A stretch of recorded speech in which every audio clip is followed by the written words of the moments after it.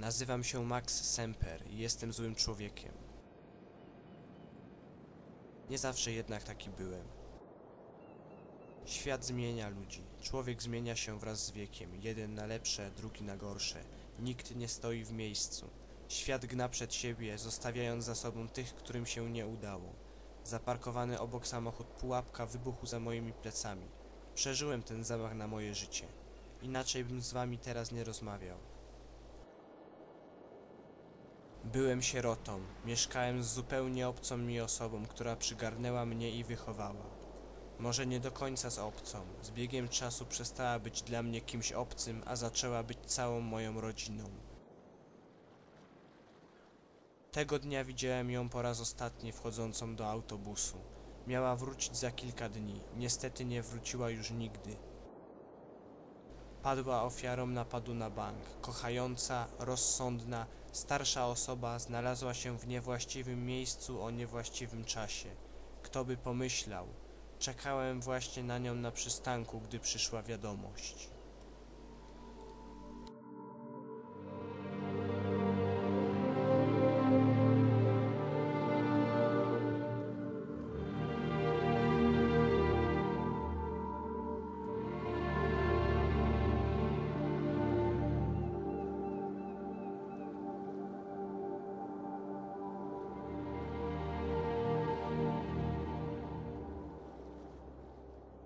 Mieszkanie przejęła jej rodzina. Ona sama nie zdążyła napisać nawet testamentu. Zginęła z dnia na dzień, a ja zostałem z niczym.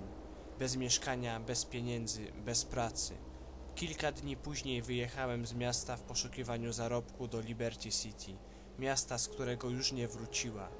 Byłem ubrany w brązową kurtkę, spodnie dżinsowe i czarne buty. Wjeżdżając taksówką do miasta miałem przy sobie jedynie kilka dolarów. I tak zaczęła się moja historia.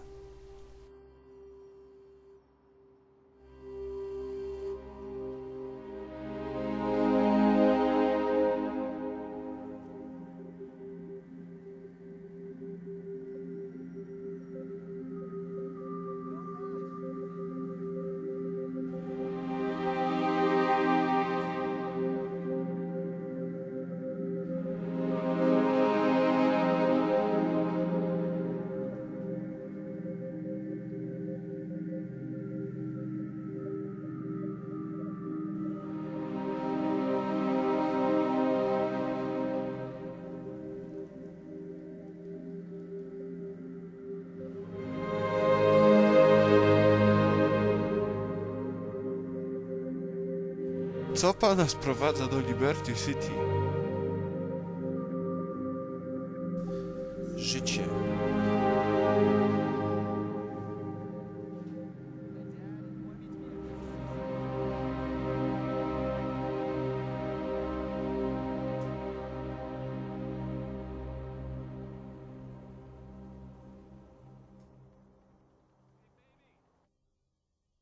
Sam w wielkim mieście, nie znający nikogo, szukający perspektyw, pozostawiony samemu sobie.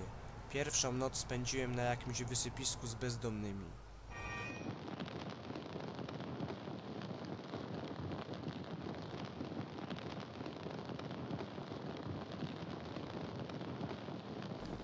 Drugiego dnia udało mi się wynająć jakąś ruderę. Zapłaciłem za tydzień z góry.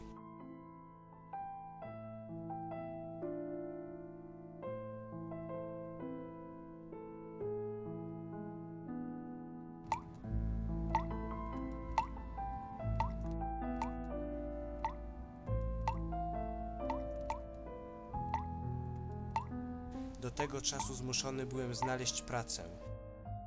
Wyszedłem kolejnego dnia w poszukiwaniu ofert i jak się później okazało, zostałem szczęśliwie wplątany w uliczną bójkę. Widząc całą sytuację od początku, interweniowałem.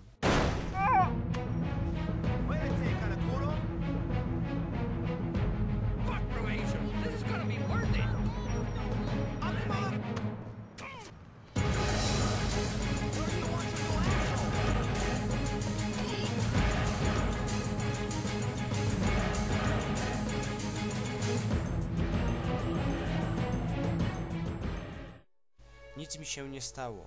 Wywiązała się nawet wspólna rozmowa z poszkodowanym. Miałem szczęście.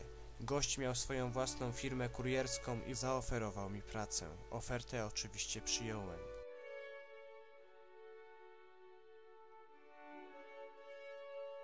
Gdy pierwszy raz ujrzałem samochód, bałem się do niego wsiąść. Był w fatalnym stanie. Jednak z biegiem czasu coraz bardziej uświadamiałem sobie, na czym mój szef zbija kokosy. Woziłem paczki, byłem na posyłki, wykonywałem polecenia, jeździłem tu i tam, a na jedzenie i mieszkanie starczało, więc nie gadałem. Pewnego dnia jechałem z towarem do wyznaczonego miejsca. Nie przypuszczałem, że ktoś obcy może pokusić się o zawartość.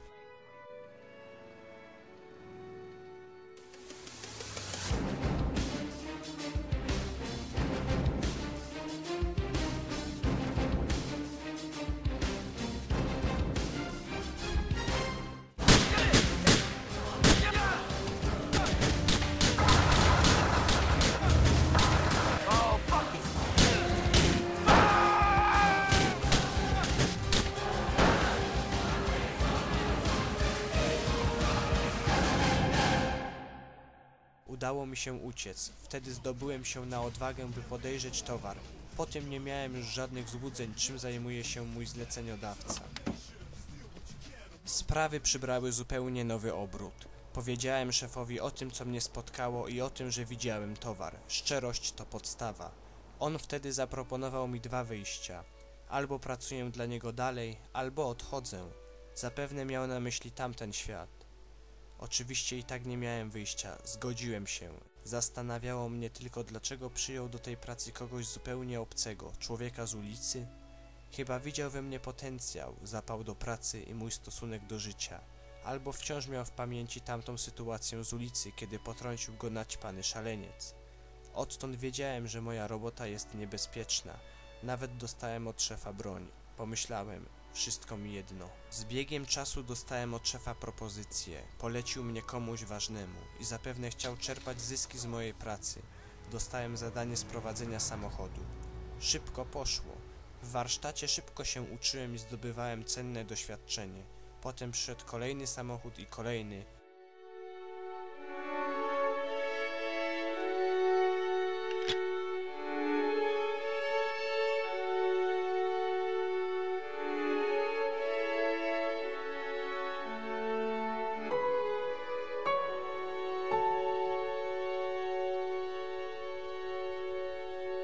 Dochodziło nawet i do takich zdarzeń. Nigdy tego nie lubiłem. Mimo to nadal pracowałem.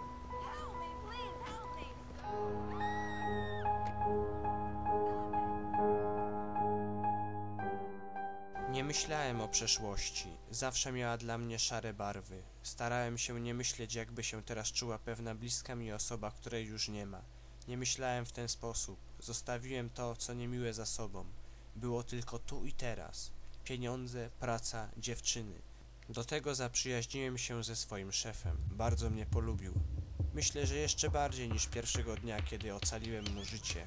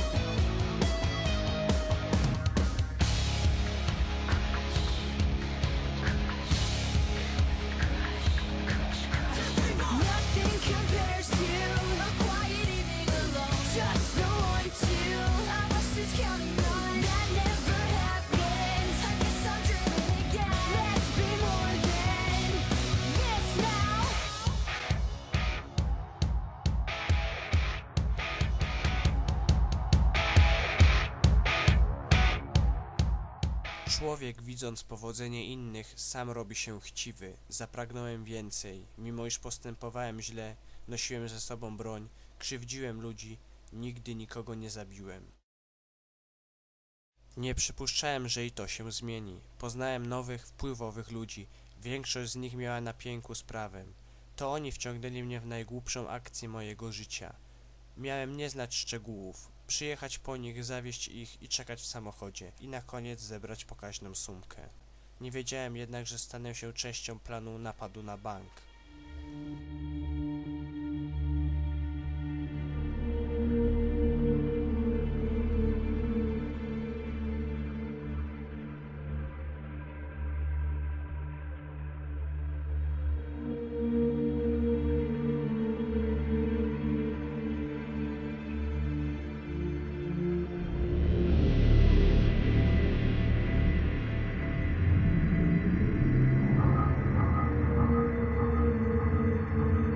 Co to? A na co ci to wygląda? Ubieraj. Ale po co? Ubieraj i idziesz z nami. Miałem być tylko kierowcą, nie taka była umowa. Koleś, już teraz za głęboko w tym siedzisz. Myślałeś, że tak po prostu zaznajomimy cię z całą akcją? Ruszaj się, obstawiasz tyły i dla ciebie przygotowaliśmy zabaweczkę. Nie zgadzam się, po co wam te kominiarki? Dość gadania, jeszcze będziesz mi dziękował. Będzie dobrze, zobaczysz. Pamiętasz ten rabunek sprzed 4 lat? To też nasza sprawka. We mnie zadrżało, odjęło mi mowę, nie wiedziałem jak się zachować, co zrobić. Każda decyzja była zła, każda niosła za sobą konsekwencje. Czy to właśnie ci, znani mi od tygodnia ludzie są odpowiedzialni za powód mojej wizyty w Liberty City?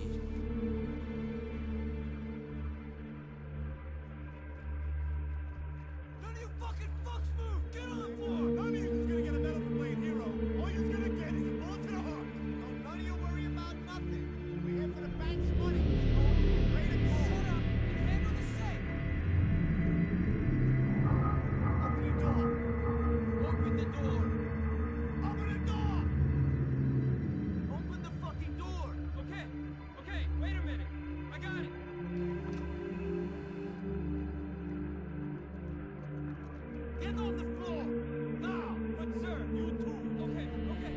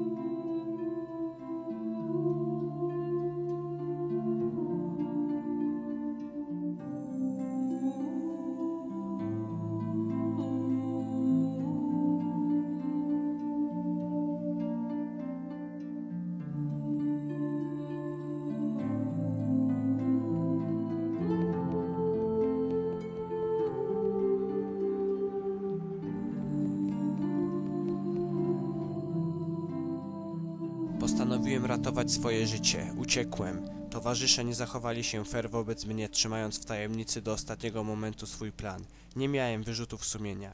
Jeszcze tego samego dnia zadzwoniłem do szefa. Powiedziałem mu o wszystkim. O tym, że jego kumple wplątali mnie w napad na bank. O tym, że pewne sprawy nie pozwalają mi już zajmować się dalej kradzieżami i wymuszeniami. Od dnia dzisiejszego chciałem z tym skończyć. Wyżaliłem się, traktowałem go jak przyjaciela. Szef powiedział, że coś na to zaradzi i abym jutro wieczorem zjawił się u niego. Bardzo ucieszył się na mój telefon. O napadzie rabunkowym było głośno, ukrywałem się. Następnego dnia wróciłem po zaparkowany samochód, by jechać na spotkanie z szefem.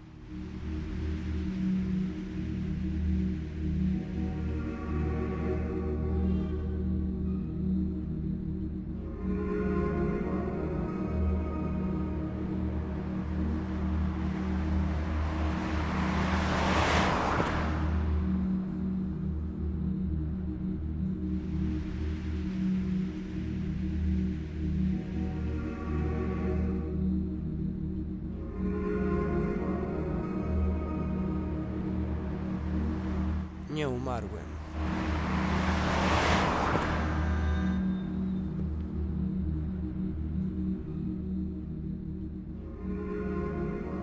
Tak się nie traktuje przyjaciół. Szef, wiedząc, że ma problem, chciał go rozwiązać właśnie tak, pozbywając się mnie. Z racji, że nie mógł mnie zlokalizować, zlecił podłożenie samochodu pułapki. Nawet nie chciał czekać, aż pojawię się u jego progu. Pewnie nie mógłby spojrzeć mi w oczy. Z tej branży się po prostu nie odchodzi. Pozostała trójka z napadu na bank okazała się być sprawcami śmierci mojej opiekunki. Co miałem z tym zrobić? Co mogłem z tym zrobić? Wiedziałem jedno. Nie mogłem dalej przestawać z ludźmi, którzy 4 lata temu uśmiercili moją rodzinę. Co za ironia. Postanowiłem opuścić to chore miasto, ale jednak przedtem oczyścić je z szumowin, z ludzi gorszych niż ja sam. I to jest właśnie ten moment. Jesteście świadkami tworzenia się historii. Historii Maxa Sempera.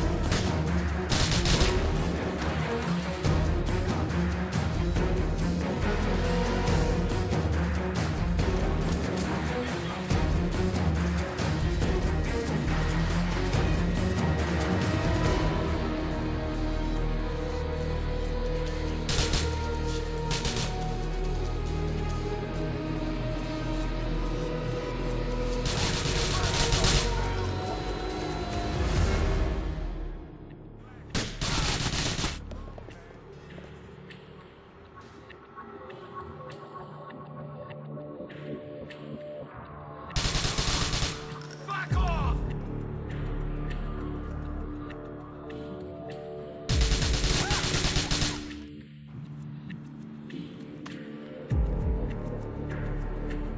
I got a good shot. I'm returning his ass. Did that hurt?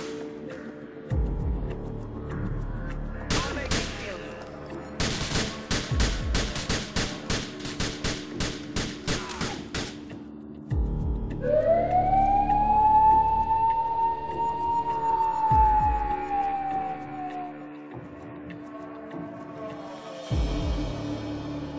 Stop hitting me! What?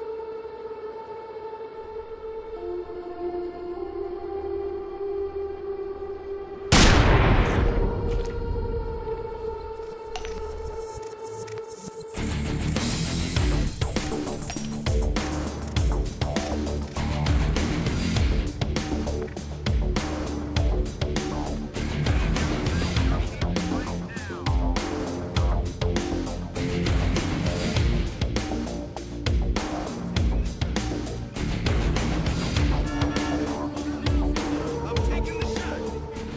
Miał to być koniec, miał to być początek nowego, lepszego, a jednak wyszło jak wyszło. Być może gdyby rodzice mnie nie zostawili, być może gdyby ona nie wsiadła wtedy do tego autobusu, być może gdybym nie zajrzał do paczki, być może gdybym nie przyjął broni, nie skończyłoby się tak, jak się to kończy. Możesz mieć wszystko, możesz myśleć, że świat leży u twoich stóp, możesz myśleć, że wszystko ci wolno, możesz myśleć, że jesteś wolny, ale wolność to tylko iluzja, a my wszyscy jesteśmy więźniami własnych wyobrażeń. Możesz mieć wszystko, lecz nie będziesz miał wtedy nic, gdyż już nic więcej nie będziesz mógł mieć. Życie polega na ciągłej walce, ciągłym dążeniu, zbliżaniu się do swoich ideałów. Pewne sprawy muszą się dopełnić, aby zrozumieć istotę swoich działań. Ale czy tak musi się to zakończyć? Nie.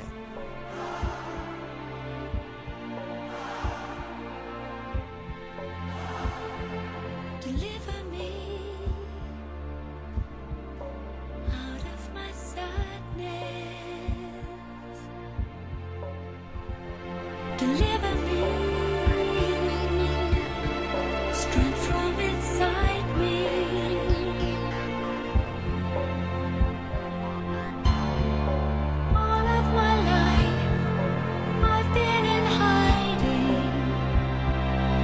wishing there was someone just like you.